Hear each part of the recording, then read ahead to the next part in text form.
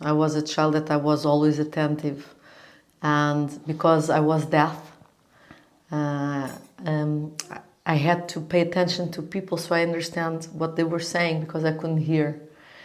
And I was very sensitive in my body, a frequency in the room or in the street. And for many years I had to understand what was mine and from others.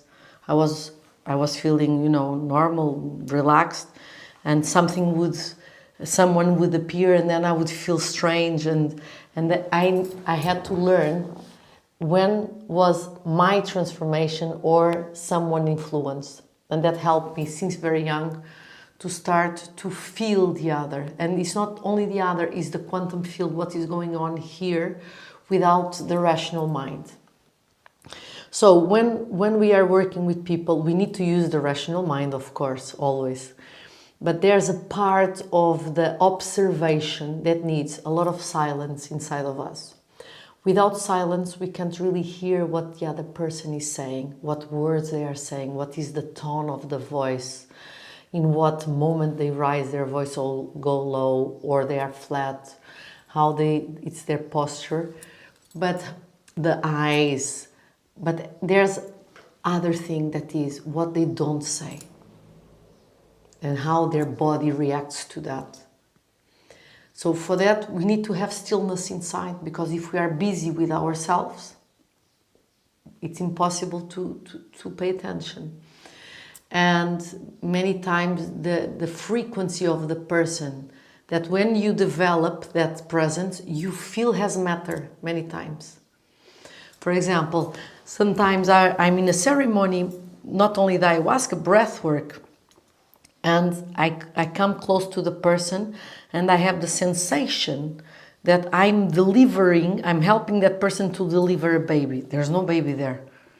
And there's no strong movement of delivering. But it's like we are in that field. And then when the person shares, she says, I had the sensation that I was giving birth to myself. So the experience that they are experiencing, we can have access. But for that, we can't use only the rational mind. We need to have all our sense awaken. Intuition, perceptors of the body that sense frequencies. So how to teach this to people? First of all, to pay attention to themselves, what happens to them.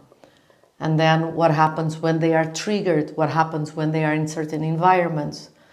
And for that, they need to do a lot of self-process. They need to look inside, to read themselves. What happens when they are in contact with certain situations or other person? How do they feel? Why do they feel?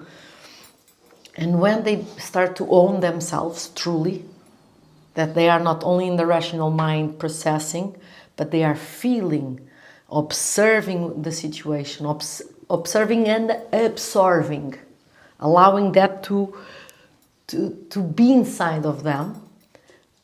When they can reach that point, it starts to be easy to really be here with another person.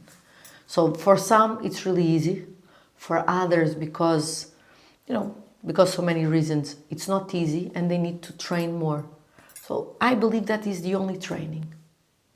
And with ayahuasca, many times people say, I saw. Yes, it's true, they have visions. But I believe the biggest vision is not even in visions, is we sense. And we can complement with visions. We can. But we need to understand if we are provoking the visions through our lamps or if the vision is really there. So it's important in any situation that we always have a doubt. Like, maybe it's this, maybe it's not. Let me find out. From a humble space, because I see many facilitators from any modality to become attached to what they see, what they perceive, and they want to be right. And then, of course, it's not about the person anymore, it's about them. So we need a lot of silence, a lot of humbleness, allowing us to be guided through the mysteries. I don't know why I'm doing this, but something is here. And sensing what is the reaction of the other person too. So a lot of self-process, a lot of emotional process and self-observation, true self-observation, so they can own it